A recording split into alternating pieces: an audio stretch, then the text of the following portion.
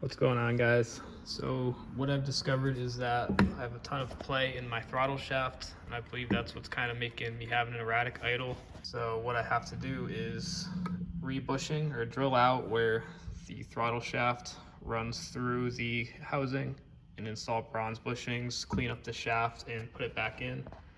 Now what that requires is, one, you have to take this all apart, which I've done. Two, you have to grind down the backs of the throttle plate screws because they're staked. So if you were to try to turn these out without doing so, you would strip out the throttle shaft. So it's good to save that by just grinding down the heads that stick out, not the heads, but the remainder of the bolt that pops through the shaft, because that's where they kind of peen it over and essentially keep the bolt from ever backing out, which is a good thing, just not when you go to take them apart. And then pull that shaft out, and I believe we can get started on the machining after that. And real quick, another thing I'm doing is, if you're looking at the throttle body as if it was still sitting on the truck, which is how we are, I labeled the throttle plates left and right. That way I can put them back in the exact same spot. And that only really matters just because, one, you want repeatability when you put these back together, and two, just in case the machining for some reason was way off on one of them, you don't want it to rub and catch up on the bore of the throttle body. This way everything goes back where it should be going back, and you'll have no random issues that you didn't account for. Then once you have all the screws out, you just have to open the throttle all the way and the blades will slide right out. You can see where they have the stop on them, so they only go in one way. And remember, we labeled it, so instead of putting it in like that, which would actually be pretty hard to do, I probably didn't need to do that, but that way, you know, it's only going to go in one way, and that's going to be the right way. Once you have the blades out, you have to come to the TPS sensor side of the throttle body, and you will carefully pop off this cap, undo the C-clip, and remove the washer and rubber seal, and the shaft should come out. You might have to do a little couple taps, but it should come out fairly easy.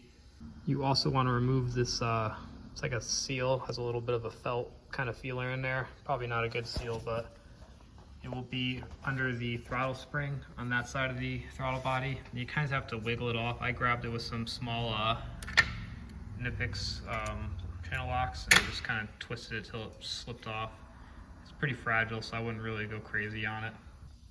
Now this is the throttle shaft bushing kit I got. It's from quadrajetparts.com, part number 4302. If you have a lathe, you can make all of this in 30 minutes, aside from the screws, which you could buy. I have a lathe, but it's kind of locked up at the moment with the job, and for 80 bucks, I'd rather just do all this, and it comes with an aligning drill, which saves me time just on fixturing the part, setting it up, and making it all go. So I don't mind giving them some money. It comes with some bushings, which are already made and reamed correctly, so the whole kit is pretty much just a time saver. It comes with something to drive the bushing in, so it comes with good instructions too. So once obviously this is obviously for a quadrijet or a normal carburetor, so it's not identical to a GM TBI unit, but the principle's the same. You know, you'll set your drill stop. So let's say that's better. If we had to drill out this side, obviously this drill bit acts as a guide. You see that step in there? That step is what's actually going to cut. So in order to set this stop, we'd have to find out exactly where it would push through, which would be right around there. So that's where we would set our stop. That way we don't just cram the drill into the housing or go too far or risk any kind of sudden movement that could trash the throttle body. I'm going to be doing this on a Bridgeport just for ease of everything. So you could do this probably just with a hand drill. Your only issue if you do this with a hand drill is you want to watch the run out of your chuck, because if that drill bit's wobbling, you're going to get a wobbled out throttle body hole, and you know, you're pushing a bushing into a now ovaled hole that may or may not be straight. It could make things worse. So if you have a nice solid drill press, or even better a Bridgeport, that's your best bet. If not, very careful, very straight, very true with a hand drill would be okay. All right, this is our setup. Got their drill bit in there, and I aligned it perfectly with the bores of the throttle body. The center one mostly just acts as a guide. We're not actually gonna put a bushing in that one, but I am gonna put 2 in the top and 2 in the bottom. And pretty much this is just the motion. Drill bit's coming down, guiding in, and then right here where there's that step in the drill bit, that's what actually is gonna cut. So we're gonna go till that step just pops through this side, flip the part around, recenter it, do the other side, and then we will have the proper size to put the bushings in.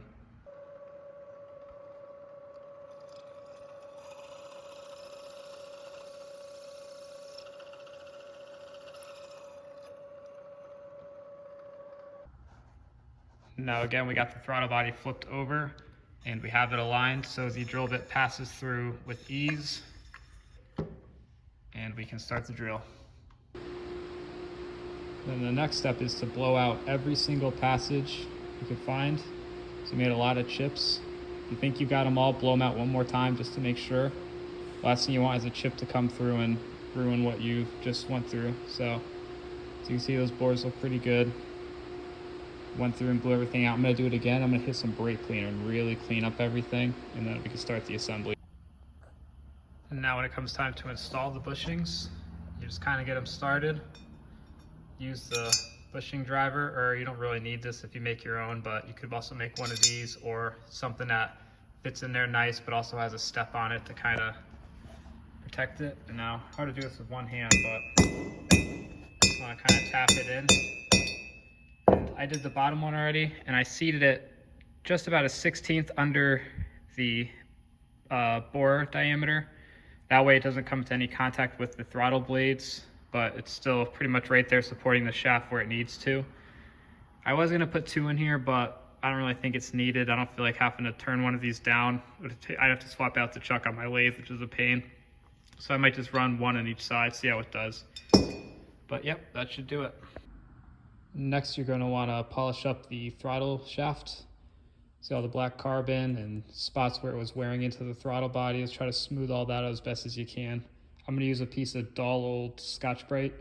Anything that's not super crazy, that'll take down some of the ID of this or the OD of the shaft. And if you look very carefully, you could see where the throttle shaft itself was worn down from the throttle body housing. I mean, it's not ideal by any stretch of the means, but for what we're doing, we tightened up that throttle housing with new bushings. This little extra gap that would require us to make a new throttle body shaft isn't really worth chasing. The car didn't run the worst with the wallowed out throttle shaft, so it can only run better, and I'm sure this will be within a good enough margin to where it's not some crazy vacuum leak anymore or chance of it binding up on the throttle bores. But this side, not too bad, but you could also see where it was contacting and where it wasn't. So that tells you it sat in deep into the housing when it was wearing. Yeah, I'm not gonna take too much more off of this. I'm just gonna lightly scuff up, try to smooth out some of that a little bit, and we should be good to go. All right, so the throttle shaft is in and I'm dry fitting it, and it is perfect. It is the right amount of snug without being too tight. There's zero play. The one thing that you should pay attention to is that C-clip groove. Mine was a little mushroomed over, so it prevented me from sliding the shaft into the throttle body easily. That shaft should slide straight through those bearings like nothing. If not, then either your machining was off and the bushings aren't aligning, or the end of the shaft where that C-clip is, or maybe even where the throttle positioning sensor was, has some sort of mushroom on it. So I just kind of cleaned it up with the die grinder a little bit. Didn't take anything off except where I needed to, where I could physically see and feel the mushroom of it, and it slid right in and absolutely perfect. So this should be flawless. Remember, when you just start assembling it, reassembling it, make sure you put that bushing back on, or that whatever the hell that is, wiper or some sort of thing. So it's easy to forget, and it's the first thing you have to do, so it means it's the last thing you have to do if you want to take it all apart and correct it. And when it comes time to reinstall the spring, you want to have the throttle body like so. Sit that first loop down in there, and then all you have to do is wrap this all the way around the throttle body. I'm doing this with one hand, so it's kind of tricky, but you know what I mean? And then it'll sit in there. You could push it back all the way in.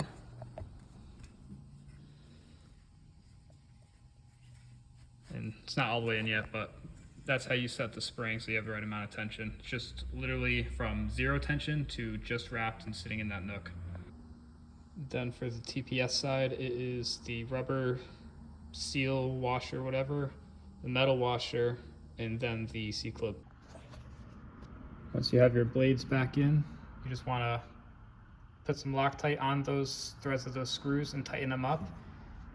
And you want to make sure that the throttle opens and closes smoothly. And it's hard to see, but there's the throttle stop. Mine is still hasn't been touched from the factory, which ideally it should never be. So you can see there's some threads in there that the throttle body swings open. You want to make sure that it opens and hits that every time positively, and it should do it with very little return at all. Like, you shouldn't have to force it to hit that. The spring should take care of it by itself. So once it does that, I know my throttle's not binding. I can go wide open and it'll go right to that, smooth as glass. That way I know I can now stake the screws again so they will never loosen up. All right, we've peened them all. As you can see, it's just a little tiny dot that intersects that thread end. And all it does is just make it so the threads get a little bit of a mushing so they can't just be backed out easily. If you were to try to take these out and take your throttle blades out again, you'd probably have to grind that down a little, or at least just try to clean up that spot so you remove the part of the thread that's dimpled.